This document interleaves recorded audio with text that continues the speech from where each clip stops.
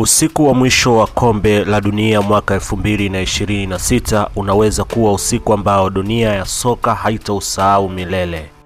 Katika kona moja ya uwanja kutakuwa na vijana wenye nguvu, kasi na ndoto mpya. Ila katika kona nyingine atasimama mtu mmoja ambaye amepambana na muda kwa zaidi ya miaka 20. Mtu ambaye ameshinda kila aina ya vita isipokuwa kitu kimoja.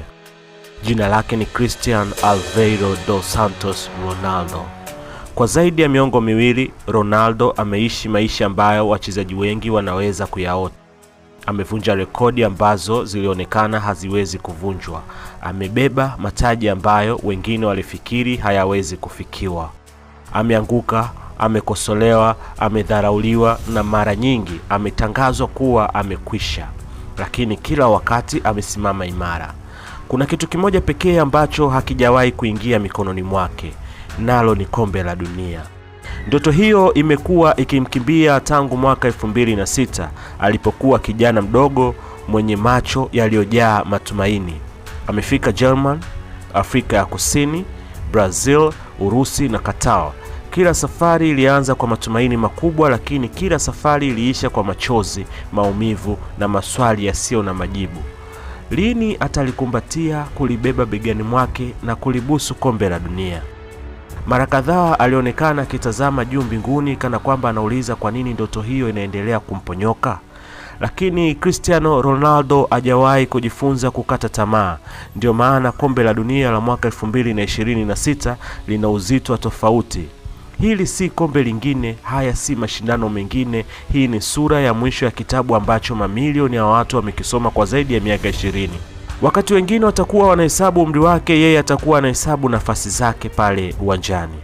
Wakati wengine watasema mwili wake umechoka, yeye atakuwa anakumbuka siku alizokuwa akikimbia mitaani Madeira akiwa hana chochote zaidi ya ndoto zake.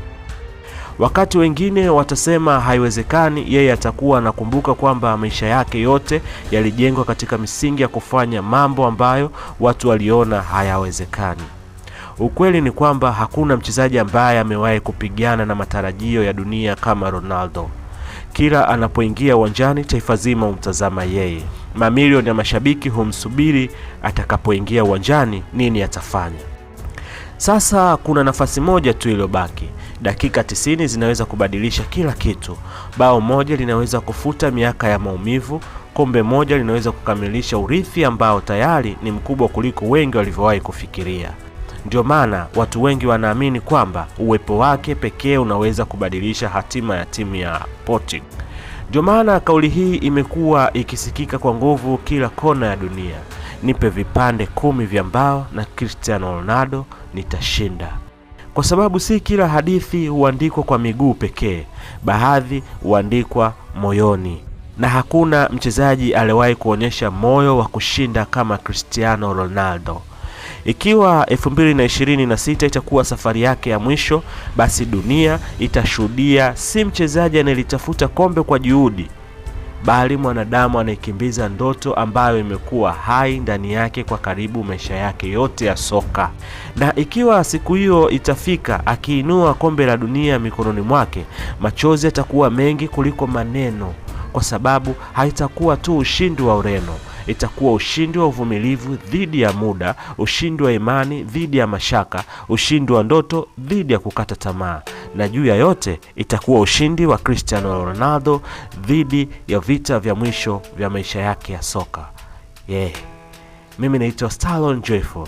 Tafadhali usiache kusikiliza makala hizi hapa Gonga Zote Media.